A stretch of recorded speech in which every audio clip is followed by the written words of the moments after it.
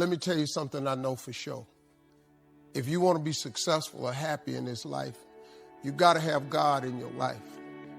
You ain't got to be perfect to have God in your life, because you're not perfect no way. You can't be perfect, man, but you can have a relationship with God. Everybody in this room is broken. That's what you need God for. Ain't no you more broken than somebody else. You broken. What difference do it make?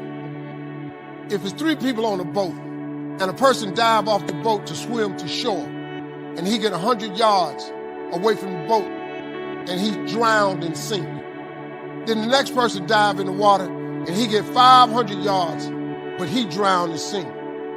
And the last man get off the boat and he gets 6 feet away from shore and he died. Who the better swimmer? Y'all all drown. I don't care how far you go. You get as close as you want. We all gonna come short when it comes to perfection. God take you just the way you are. See, he take dudes like me, and he allows me to say some things on his behalf. And you may not like the way I say it, but I'm just telling you the truth, that you could be an imperfect person and have a relationship with God. You ain't gotta believe it. Because once again, I'm not in the soul conversion business. But if you struggle and you're looking for a way out, I'm telling you that God is in the forgiving business, that God is in the make your dream come true business, that God is in the accept you as you are business. God took somebody like me and turned me into something. If it wasn't for God's grace, I can't even explain my career to nobody. They ask me all the time, how you get all these TV shows? I can tell you flat out, I have no idea. You know how hard it is to get one show on in Hollywood? Come out here and try to get a TV show. I got 8. That's called grace. That's because, man, if you ask God for something, he'll do exceedingly abundantly over all you think or ask. And all you got to do is honor him. So I'm standing here honoring him. Most of the time we're praying, God, get me out of this challenge. Get me out of this financial setback. But before you get out, you have to invite God in. What's more powerful than God bringing you out is when God comes in and begins to change things. He comes in and gives you strength that you can't explain, grace to outlast what should stop you. Sometimes it's taking longer than we thought. But when you ask God to come in, you can be at rest. God, I know you are ordering my steps, and at the right time, you'll get me to where I'm supposed to be. When you ask him in, you're saying, God, don't just change the circumstances, change me. Help me to grow through it. Help me to learn. Let my character come up higher. God works in the trouble. He works in the uncomfortable situations. Now, voices will whisper, God doesn't even hear your prayers. That's why nothing's changing. The truth is, God is setting you up to show out in your life. God said in Isaiah, when you go through the waters, I will be with you. When you walk through the fire, you will not be burned. No, he said the challenges will come. But the whole key to this verse is when he said, I will be with you in the fire. Are you trying to get out of something that God is going to take you through? It's not fair. God, I can't take it anymore.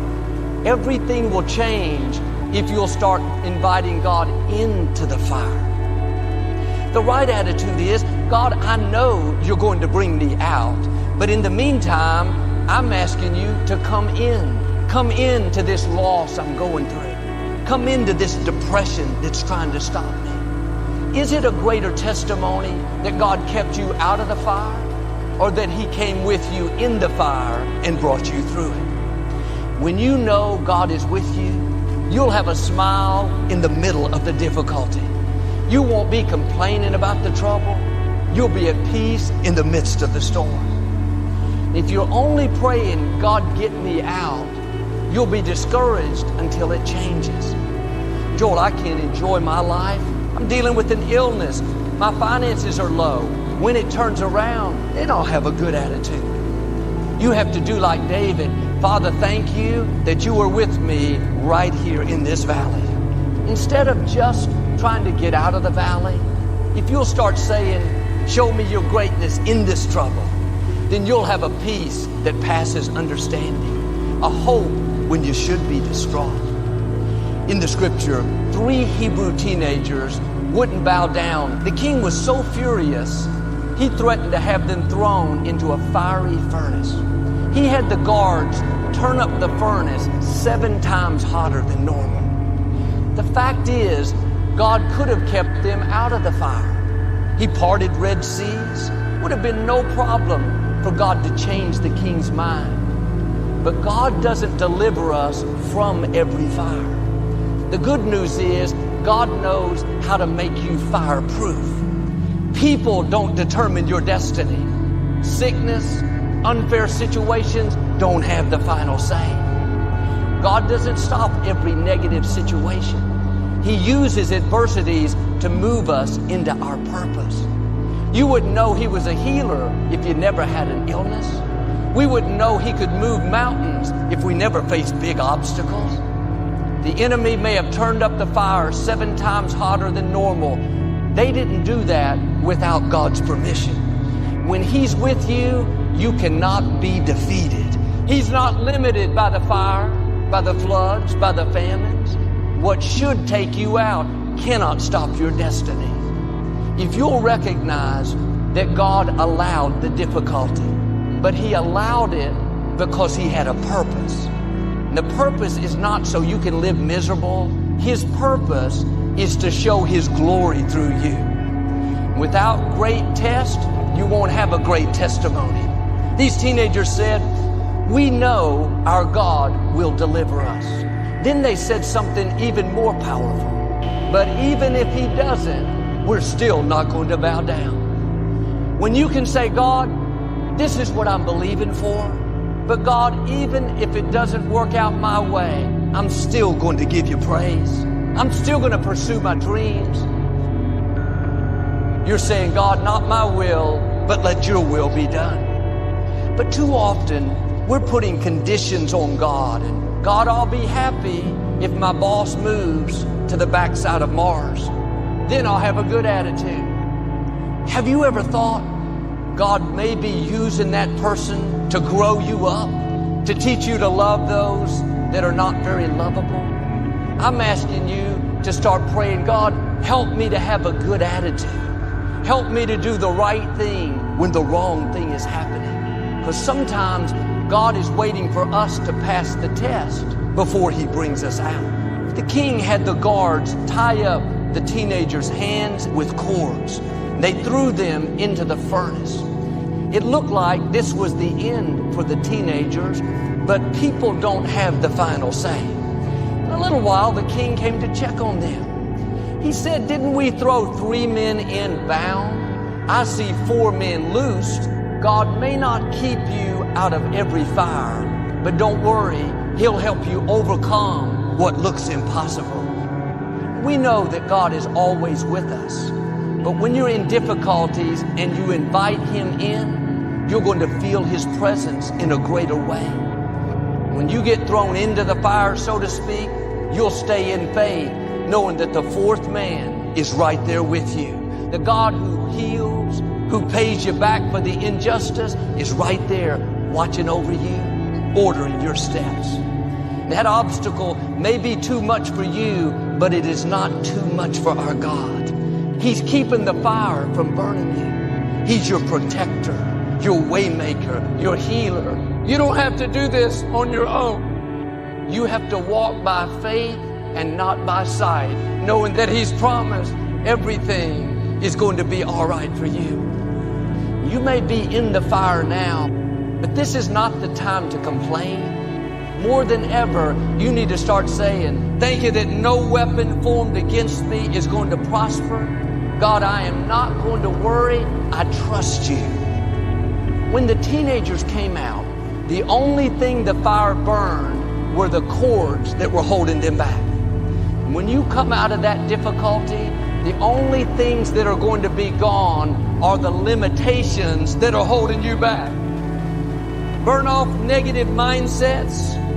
Burn off relationships that were pulling you down. You're going to come out free, confident, victorious, ready to fulfill your destiny.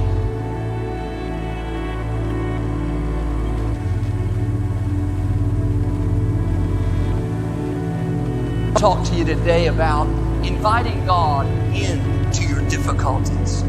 Most of the time we're praying, God, get me out of this challenge. Get me out of this trouble at work. Get me out of this financial setback.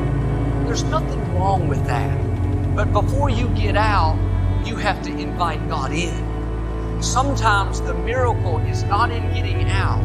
It's in what God is going to do in the situation. Instead of just praying, God, get me out, why don't you start praying, God, come in to this hospital room while I take the treatment. Come into this trouble at work where the people aren't fair. Come into this anxiety that I'm dealing with. What's more powerful than God bringing you out is when God comes in and begins to change things. He comes in and gives you favor despite who's trying to push you down. He comes in and gives you strength that you can't explain, grace to outlast what should stop you. If you're only focused on God bringing you out, then you're going to be disappointed, because God doesn't do things on our timetable. Sometimes it's taking longer than we thought. But when you ask God to come in, you can be at rest. God, I know you're right here with me. You are ordering my steps, and at the right time, you'll get me to where I'm supposed to be. When you ask Him in, you're saying, God, don't just change the circumstances, change me. Help me to not just go through this situation. Help me to grow through it. Help me to learn. Increase my faith. Let my character come up higher. In the same way, sometimes we look at pieces in our lives that don't make sense. Joel, I went through a divorce. I lost a loved one. I'm going through cancer. My business went down. This piece couldn't be a part of God's plan. But you have to trust that even in the painful times, the times you're hurting, you're lonely, you're taking the treatment, on the surface, that piece doesn't make sense. But God doesn't make any mistakes. He's already designed your life, laid out all the pieces down to the smallest details. And God never said that we would understand everything that happens along the way. He didn't promise that we'd never have any heartache, pain, disappointment, loss, setbacks, but He did promise that it would all work out for our good. And that piece that's painful, doesn't look like it makes any sense. When everything comes together, it will fit perfectly into place. When you go through the waters, I will be with you. When you go through the rivers, they will not overwhelm you. When you walk through the fire, you will not be burned. It's interesting that God didn't say, I'll keep you out of every fire. You won't have to face any floods. No, He said the challenges will come. There will be adversities and things we don't understand. But the whole key to this verse is when He said, I will be with you in the fire, in the flood, in the famine. Are you trying to get out of something that God is going to take you through? Are you fighting the process? It's not fair. God, I can't take it anymore. Everything will change if you'll start inviting God into the fire. He's already promised He'll be with you. Maybe He's just waiting for your invitation. The right attitude is, God, I know you're going to bring me out, but in the meantime, I'm asking you to come in to this challenge in my health. Come into this loss I'm going through. Come into this depression that's trying to stop me. When you invite God into your difficulty, you'll feel Him breathing in your direction, empowering you, enabling you, favoring you. Is it a greater testimony that God kept you out of the fire, or that He came with you in the fire and brought you through? Key is what we do in our times of pain. Pain will change us. Heartache, loss, disappointments, they don't leave us the same. Instead of complaining about everything that you don't like, if you'll recognize that God allowed the difficulty. I'm not saying that He sent it, but He allowed it because He had a purpose. The purpose is not so you can live miserable, worried, and afraid. His purpose is to show His glory through you. It's so other people can see His power and favor on your life. Without great test, you won't have a great testimony. Without big battles, we won't see big victories. He's not going to let it get too hot. He's not going to let it defeat me. I may not like it, but I'm not a whiner. I'm a warrior. I know I can handle this. You have that attitude, you'll come out stronger, increased, promoted, better than you were before. We've all heard the saying, no pain, no gain. If everything was always easy, we wouldn't be prepared for our destiny. Some of the things I face today, if I would have faced them 10 years ago, they would have overwhelmed me. I couldn't handle it back then. God knows what you need when you need it. Every struggle is making you stronger. Every difficulty is growing you up. Every painful time, even though you don't like it, it's developing something in you that can only be developed in the tough times. Don't complain about the pain. Without the pain, we couldn't reach the fullness of our destinies. God is saying to you what He said to Moses, I'm going with you. You're not in that fire by yourself. I have you in the palm of my hand. I'm fighting your battles. That obstacle may be too much for you, but it is not too much for our God. Right now, He is pushing back forces of darkness. He's keeping the fire from burning you. He's not letting those waters drown you. He's your protector, your deliverer, your waymaker, your healer, your provider. You don't have to do this on your own. You don't have to figure everything out. You're not going to know all the details. You have to walk by faith and not by sight, knowing that He's right there with you, that He's promised everything is going to be all right for you. We'd love to not have any pain, loss, disappointments, heartaches, betrayal. That's not reality. Difficulties are a part of life. Have the right perspective. In those tough times, God is getting you prepared. If it was too much, He would have turned back the temperature. He's got His hand on the thermostat. Now quit telling yourself you can't take it. You're not weak. You are well able. You are armed with strength for this battle. You are full of can-do power.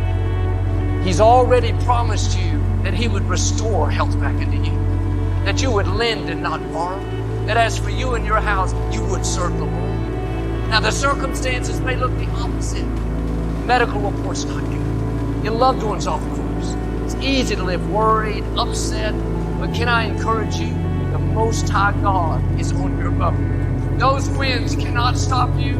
The sickness, the injustice, the people, they cannot keep you from your destiny. You might as well relax.